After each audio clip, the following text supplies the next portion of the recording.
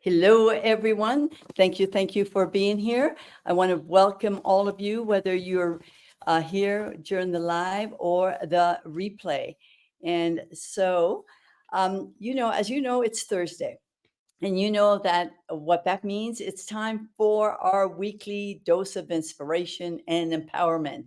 So I am thrilled to be here with you all, as we embark on another journey into another life that is extraordinary. Yes, we have ordinary people doing extraordinary things. And each week, I have the privilege of featuring remarkable women and men whose stories, really serve as beacons of hope and motivation for all of us. So it's not just showcasing success. It's really about highlighting the journey, the struggles, the triumphs that have shaped individuals, such as the one that I'm going to present to you today. It's shaping individuals into who they are becoming every day. And I just want to let you know that as the community builder for Launch Lab Academy, we live by the mantra: stop taking courses, start implementing, stop learning, start doing. And who said it best? Just do it. So today we're in for a treat because we're about to meet someone who embodies the essence of taking action and making a difference. Now, my guest today is Chris Mahan. And let me tell you a little bit about Chris before I bring him on. First of all, he's an Elite 100 expert coach with our new platform here called BeeKonnected. He's an entrepreneur, he's a coach, he's a minister, he's a businessman, he's an author, he's a suicide survivor, and he's also the founder of the Success Cafe. So, ladies and gentlemen, please join me in welcoming our special guest today, Chris Mahan. Chris, how are you? Come on. I am doing well, Lucy. Thank you so much for that great introduction, and it is a pleasure being with you this afternoon. So thank you so very much for being here. I know how busy we all are, and time is really of we always think we don't have enough time, but it's a matter of juggling our activities. Really, it's not about Mhm. juggling time. So, Chris, the first thing I want to know is, I'm in Mexico. I retired here in Mexico. I have an online business. Where are you right now? I am about an hour east of Cincinnati, small Okay. town called Hillsboro. We have a population of about 5 to 6,000, so it's kind of a rural community, which it's a good thing I have access to the internet, and because I we have a lot of business here. All right, that's good. So tell me something. Were you born there, or did your life? My parents moved here. My dad retired early from government service in 1970, 71. And I have relatives that live in a town about half an hour away from here. So we were visiting them one summer, and my parents found this place in Hillsboro. So we moved here my freshman year in high school. And so I went through all 4 years of high school here, then left, went to college, and then went to do various things. My mom still lives here, and she's about 85, I think. So about 5 years ago, we decided to move back in the area so that we could be close to her, take care of her, and all. So it was kind of a move back to a hometown. Oh, okay. So tell me, when you first got there, were you a coach when you moved back here 5 years ago? Tell me a little bit about the shorter version of your journey between you being a minister and today being a coach. Sure. Yeah, as we were talking about earlier, my wife worked for a large orthopedic company for about 20 years, and that company was acquiring another one. And so the SEC said that they had to downsize across all of their companies by 7%. And so my wife, unfortunately, was one of the ones who got laid off. So we started our own business, a writing business, primarily medical content writing for things like for websites. Um, and we started that in 2010 in April. About the same time that we started that, and she started working from home, we found out that her mother had stage 4 cancer. And so it turned out being a good thing that Lisa was able to be at home all day long. to meet with her mom and to be with her and things. But it got to be a lot of a burden. And at that time, I was working as an office manager, a small groups pastor for a large congregation. I left that so that I could be at home to help her with her mom, with the house. And by that time, we built up enough business that I was able to, to write, and we were able to, to have a livable income. Yeah, I forget to click on that mic. I like to give you full view, and then I forget about the mic. So let me tell you, I want to talk about what I want to focus on today is your journey. Your Hmm. journey a little bit, and your expertise and what you bring. I mean, you're doing extraordinary things today. But before I start, I am a member of your Success Cafe. I mentioned that you are the founder of the Success Cafe, and today I happen to be on your Success Cafe, and you had a tip for the day. And so I'd like to start there because it's all about mindset. And to remind you, you said, these are your words, and I'm quoting, today's difference between excellent and mediocre business owners. All right. The average, the average is the difference between them. I think is you say that the average have already well, I'm not quite sure how it went, but Yeah, I said that the average business owners embrace their goals when they achieve them, right. but the excellent business owners embrace their goals from the moment that they conceive them. Okay, I didn't so use those as you quite. see, it was It muddled was in my mind. So I need some clarification. Maybe you can sure, clear that sure. up for me. As you said, it comes back to mindset. Hmm. Too often we are kind of bound by this inner voice that tells us all the things that we cannot do. There's just so many negative messages that are going on, stems from back in our childhood when we were told that we couldn't do this or we couldn't become that or whatever. And that really follows a lot of people into adulthood. One of the things that I work with my life coaching clients is, and also my business clients, is we want to change that mindset. We want them, instead of talking to themselves negatively, we want them to be building themselves up. We want their inner voice to be their greatest champion rather than their greatest critic.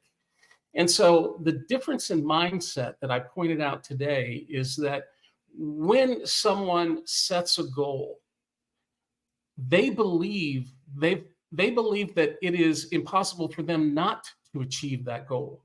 And so they embrace it right from the beginning as something that they have already achieved. Whereas average business owners will set goals, but then they basically hope that circumstances will conspire to bring that goal to pass. So the difference is the way that they actually view the end game there. Is that goal something that they are really working for, or is it something that they're hoping for? Thank you for the clarification because, we've heard over and over, believing is achieving, and so Mhm. we spit these words out quickly, but very often people understand the words, but they don't quite get the concept of it. So thank you for the clarification. It's really important, I believe. So let's talk about you, and I'd like to know. Can you share a pivotal moment in your life that led you to become a coach, particularly maybe focusing on your experience as a suicide survivor? Sure.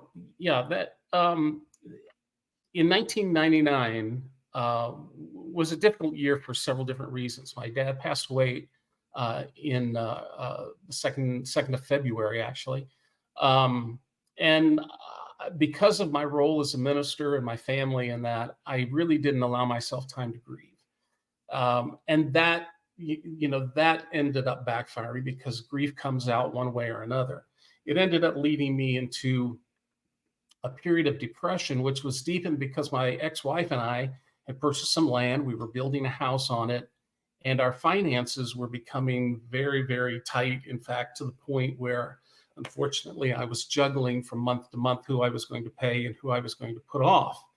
Additionally, the church that I was serving at that time was growing, which sounds like a great thing, and it is a great thing, but it always comes along with challenges. And I was facing a lot of challenges with people who are resistant to the growth and to what we were doing.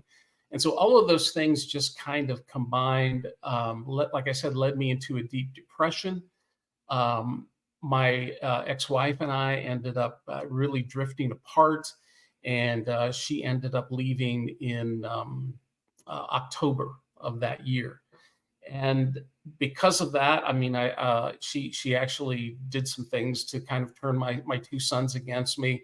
So I mean, I lost my whole family because of that. Divorce was not. I mean, as a minister, I could not be divorced, and so I lost my ministry. Um, I had to declare bankruptcy. I mean, all of these things came down on me there toward the end of 1999. And in a bad state of mind, I believe that the best thing to do to end my pain, to end my burden on other people, was to take my own life. Fortunately, there were a lot of circumstances that conspired against that, and I'm still here.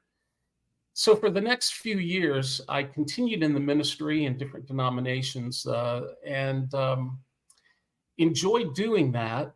But like I said, my wife's mother, got cancer. We started a business at home.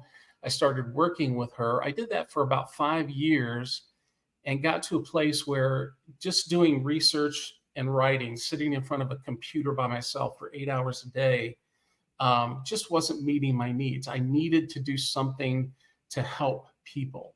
And I came to realize that many business owners face a lot of discouragement. They face a lot of difficulties because they are good at what they do, but not necessarily good at business. And because of that, the divorce rate and the suicide rate among private business owners is higher than most any other group here in the United States. And I felt that with my background in the ministry and with my background in business, that I could combine those and help those people. And basically, I see it as my work not only helps them to build a successful business, but I'm saving marriages, I'm saving families, and in some cases, I'm even saving lives. Wow. I'm so glad you're here, Chris. Thank you, thank you, thank you, thank you. If I don't know one person who hasn't had that thought of maybe taking their life because they can't take the pain, or because they think it's not taking the easy way out. It's just alleviating the pain. We think, obviously, I've been there too. It's like we think we're alleviating the pain for somebody else when when, when in fact it's just causing more distraught for everybody. Yeah, So so when I talk about suicide, I say that, at that point in time, we're really not in our right mind. I we're mean, not. what we're thinking at the time makes perfect sense to us. It seems like the right thing to do. It Right. seems like a great decision, but it's because we're not thinking clearly. Now, not only am I a suicide survivor, but I had a stepdad who committed suicide. Mm, And like you said, I unfortunately I don't know all the reasons behind what he did, and that's been a great frustration, for the family. Is he did what he thought he was doing because he thought it was best for those right. involved, but those of us that were left behind, no. I mean, we miss him. We it's Feel just, and cheated almost. Yeah. we wish that we had known his pain Right. and been able to reach through that and to keep him with us. Right. Thank you. Thank you. Because this is a topic that's not talked a lot about, and really, well, like I said, there's not one person that I know that hasn't thought about this, and some have taken it a step further and not been successful. But there's a reason we've not been successful. We were meant for something greater. So Yes. here you are. And so I want to talk, your background is pretty diverse. I mean, you have a background in music, writing, acting, coaching. How do you integrate all of these experiences into your coaching practice?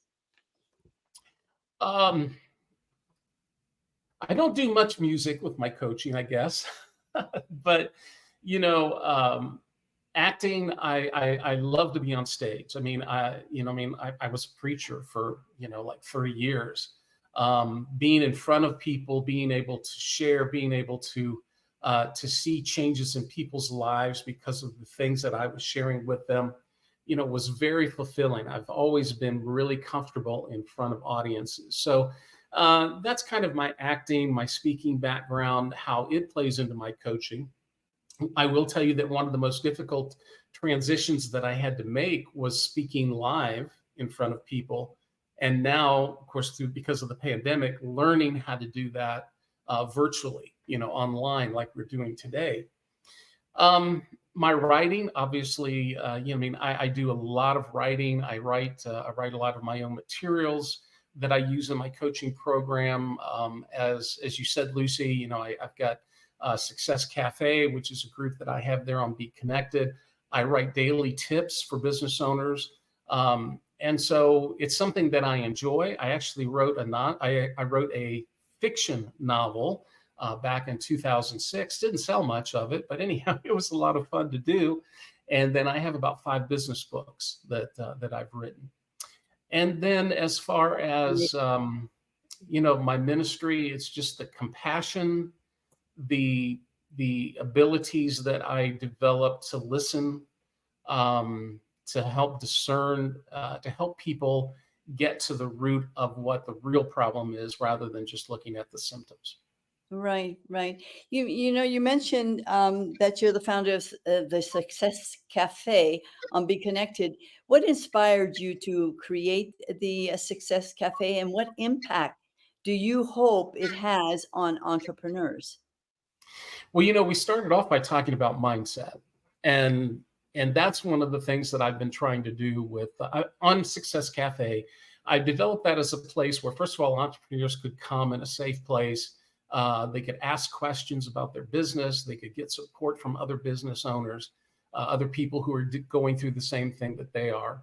But I also wanted it to be a place of reference where people could learn something that they would be able to apply in their business. Like I said, many business owners are good at what they do. For instance, someone who runs a bakery is a great baker, but just because they're a great baker doesn't mean that they're a great business person. They don't understand all the ins and outs of running a business. And so some of the things that I give in Success Cafe are tips and strategies that they can use so that they can work on their business rather than just in their business. And then just things to challenge their thinking, like this morning's, about the mindset about, do you embrace your goals when you create them, or do you only embrace them when they've come to pass? So just wanting to challenge people to think a little bit deeper and give them something that hopefully they can use to improve their business. I think it's a wonderful idea. I mean, I just love the idea of Success Cafe, and popping in there and seeing the tips and reacting. And so it seems like a fun place to go as far as I'm concerned. I want to ask you, um, entrepreneurs, for the most part, we have a lot of self-limiting beliefs. Mhm. Now, how do you approach helping entrepreneurs overcome these self-limiting beliefs, especially considering your own journey? Yeah, Lucy, you're so right. Self-limiting beliefs are a boundary that we build around ourselves, and we feel like we can never go beyond that boundary because we always seem to have this inner critic that's telling us, you're not good enough, you're not smart enough, you're not talented enough, you're not, whatever it is. And so if we're thinking about asking for a raise at work or a promotion, that voice says, why would you deserve a promotion? Or even to get up and speak. I mean, I still struggle with an inner critic that I just have to silence every once in a while. But it's maybe I'm getting up to give a presentation in front of a live audience, and that voice says, who are you to try to tell people, to teach people about this? And so one of the things that I do to begin with is I first of all help people hear and understand and identify that self-critic, that inner critic, and what it is saying to them. Once we've pinpointed that, I like for them to try to go back as far as they can into their life and find out, where did this belief originate from? Oftentimes it could be a parent, it could be a teacher, a coach, a clergyman, someone who was in a position of authority who told us you can't. And that voice, that became a belief of ours. We just believed that we can't. But once we identify that origin of the event, is what I call it, then you can begin to really dissect it. I mean, did that person who said that to me, were they really an authority enough to be able to make that decision or to tell me that? What about me? I mean, I was immature. I was learning. I'm not the same person that I was back then. So why should I be thinking the same way I was when I was back then? So we identify the voices. We find out where the origin is. Then we talk about, like, let's say the origin is you can't speak in front of people. All right. We identify times that they have spoken in front of people, and it's been something that's been successful for them. Then we work at any time that your inner critic says you cannot speak in public, is you can say, and I mean, I talk to myself and I say, no, that's not true, because, and then I'll list some of those events that I can look back on where I was successful as a speaker. Does that make sense? My God, it makes, terrific sense to me. I mean, half the time we tell ourselves stories and we invent stories and we end up believing the stories.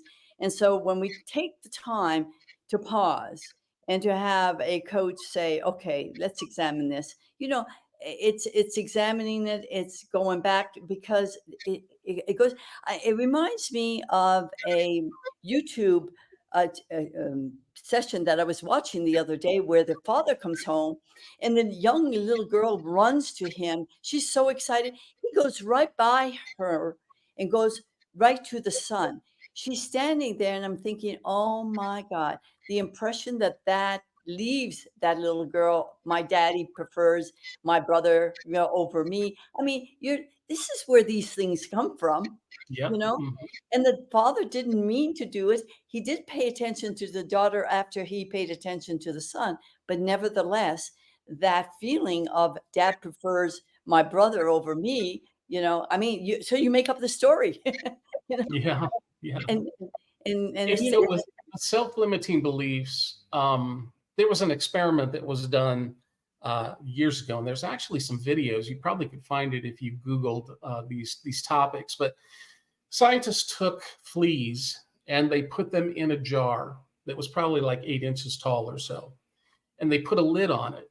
Well, at the beginning, those fleas would try to jump out of the jar, but that lid, obviously was a barrier that they couldn't get through. And so they stopped trying to jump for that barrier. The scientists took the lid off of the jar. And even though the barrier was now gone, those fleas would not try to jump out of the jar. And their offspring would not try to get out of the jar, because they believed that there was a boundary there that they could not penetrate. And that's what kept them locked in and bound to that environment. That's amazing. That's an amazing story. Thank you for sharing that. Oh my God. Yeah. Yeah, because sometimes we think we're crazy, but we do make up stories, and I think the hardest part for us is when our peers, when our peers say things to us. I mean, that stays with us for a long, long time, and until we can look at it and get rid of those limiting beliefs of people saying you're not good enough, or you're ugly, or you'll never amount to anything. I mean, those things just are almost like scars. They are scars. Yeah. And so, And that's one of the reasons. That's one of the things I think that I put in Success Cafe in one of my tips at one time was, as you grow as a person, as a business owner, whatever, you may need to sever some old relationships. You need to surround yourself with people who you aspire to be like, people who are positive, people who believe in themselves, people who will support you and your dreams and your vision. Now, obviously, there are some relationships we can't totally sever, but we have to make a decision. We have to limit, and we have to put some boundaries around ourselves that say, I'm going to limit the amount of influence this negative person has in my life because I don't like the person I am when I'm around them, or I don't like the way I feel about myself when I am around them. And so it's really a matter of mental health. Right, it is a matter of mental health, self-care taking. You're Mhm. absolutely right. And I always like to ask coaches that I interview to maybe share a success story from your coaching practice that deeply resonated with you. Do you have such a story to tell us?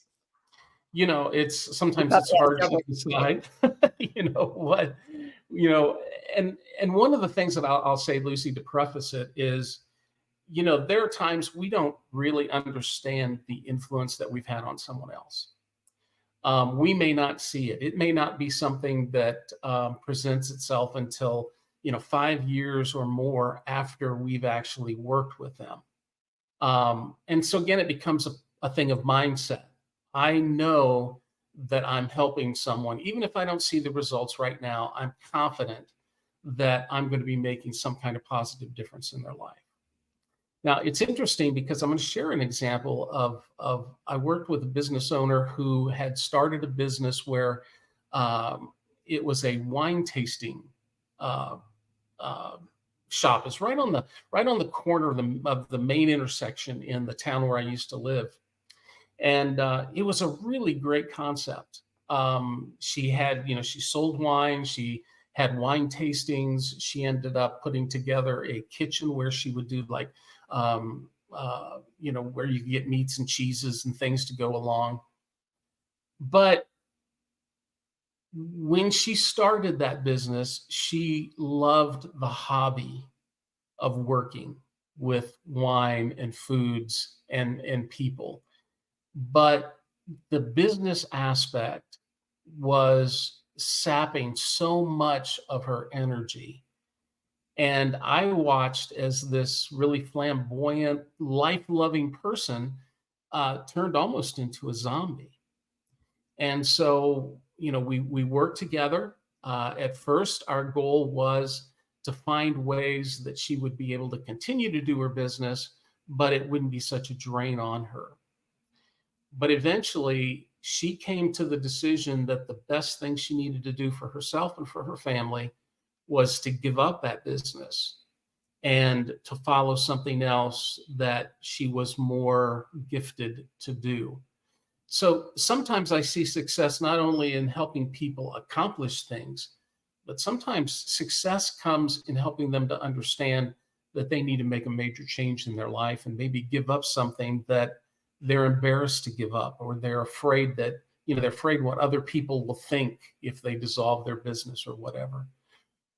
Yeah, it's so that pivoting, those pivoting moments are really, you Mm. don't know you just have to take them. I mean, so you saw it clearly and you help her to see it clearly. And so I'm sure. So where is that individual today? Is she happy that she gave it up? Have you followed up with her or? That was probably, let's see, we moved here to Hillsborough about 5 years ago. Um, and so I haven't seen much of her since then. We go back up there every once in a while and visit. But yeah, right after she gave that up, she ended up taking a position which was something in the area where she had spent like 10 or 15 years. She was very confident. She was very good at what she did.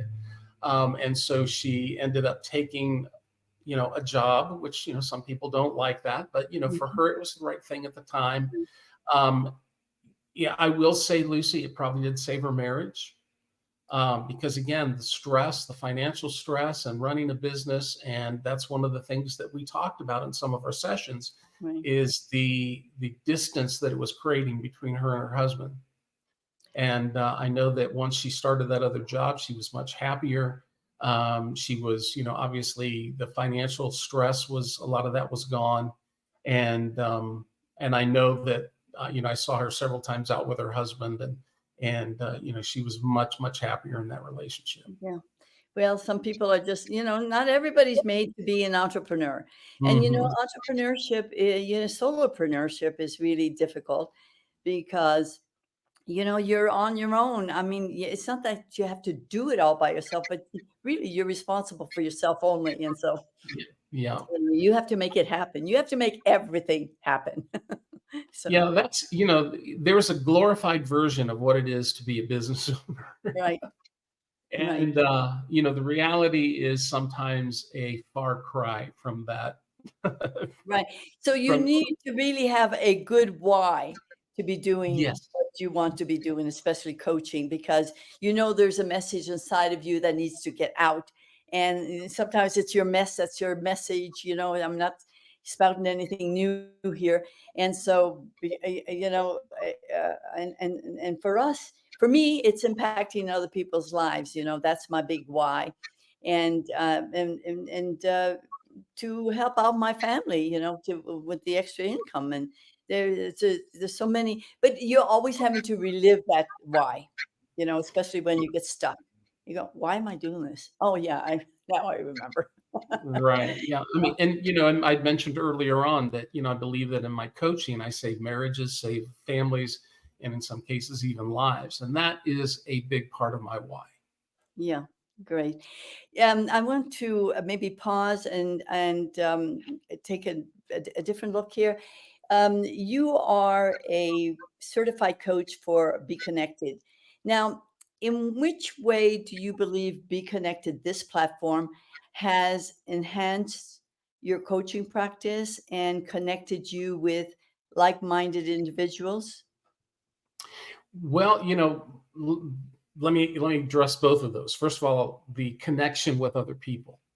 um, as you said, entrepreneurs, solopreneurs oftentimes feel that they're in their predicament, perhaps by themselves. No one else has experienced this or whatever. Here on Be Connected, it is primarily business owners, entrepreneurs. And when you get involved in a group, or when you make connections with people, you're making connections with people who you can turn to and say, "Hey, I'm dealing with this issue.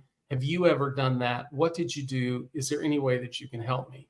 And I have found that there are so many people on this platform who are willing to give of their time and their expertise, to help someone who needs a hand up at the time. Secondly, for my own business, I mean, I love the platform because, I used to use, another platform. We won't talk about it. We don't want to badmouth anybody, but, here on Be Connected, I can customize, like what your guests are looking at right now. We call it the B frame, and you've got those three pictures off to the left. You're at the top. I'm in the middle, and my Coffee Cup for Success Cafe, where I invite you to come and have a cup of coffee with me and learn a great strategy about business. You can customize those for every event that you hold. I mean, obviously for you, you're not going to put my picture in Success Cafe up when you interview your next person, but you're going to go in there and change that. And it only takes a few minutes. You can change your colors, your branding, depending on whether you're doing a one-on-one call with a client, whether you're doing a webinar or a summit. There's just so much flexibility that makes you look good, that you can use here on this platform. It's one of the reasons why I love it so much. I don't spend much time on any other media platforms because I spend most of my time here. Thank you for that, because I love this platform. And you're right. So I usually like to keep these interviews really kind of compact. Mhm. We've come to the time. So it's time for the call to action. So people listening to you and want to contact you, what is the best way to contact? I know that I have two link buttons here. One is to get to know you, Chris, Mhm. and the other one is to join your Success Cafe. Those two ways, are those the best ways for people to contact you if they Yeah, want to yeah, get more actually, information? if you click on the middle one there, get to know Chris, it takes you to what is called a My 360 site. It's sort of like a digital business card. If you go there, there are like 8 different areas that you can look. You can see the books that I've written. You can see the websites that I have. Right now, I only have one. I gave up to a couple of months ago and kind of reworking things. My schedule, where I'm speaking, how to set up a strategy call with me. There are just so many things that you can do on that one site. And so that's really the best way to get to know me and to get in contact with me. Success Cafe, obviously, I'd love to have any of your members join Success Cafe to either just be an observer or to be a participant. I love both. Thank you. Thank you. Thank you. You know, and I'm so glad that you explained that because when I clicked on the get to know Chris, I'm going, oh my God, what is this 360 wide? And I'm going, you know, it's a little bit like I feel when I go to a website. Now, where do I go now? Where's the next step? So thank you for, I'm glad that you brought that up because then that explains to us exactly, you know, what to focus on when we go there because it is kind of mind boggling. It's like, oh, wow, look, this is Yeah, all new it stuff. is it's a phenomenal tool, Lucy, Mhm, because actually on my phone I have a QR code, mhm. and someone can take their phone and scan that QR code and automatically get connected with me. This I is have found amazing. it to be so useful in networking, and it's sort of like because I do life coaching and business coaching, it used to Mhm. be that when I was talking with someone, I'd have to say, well, if you're interested in what I can do for your business, go to this website. If you're interested in what I can do for you as an individual, go to this website. Now I can just send them one place, and that is a conduit to everything that I have. And that is the blessing of Be Connected. One, it's a one-stop everything, you know? Yep. Is Mhm. what I love about it. Well, I want to thank you, Chris, for your time, for being here, for the work that you do and the impact that you're having on people's lives. So thank you so very much for who you are and for what you do. I really do appreciate. Well, Um, right back at you, Lucy. Appreciate all you're doing and appreciate the invitation to share with you today. Thank you, thank you. And I certainly want to thank you, my audience, for being here. And whether you're here live or on the replay. So thank you so very much. And I'll see you next week for another awesome guest and another awesome interview. I'll see you then. Bye bye.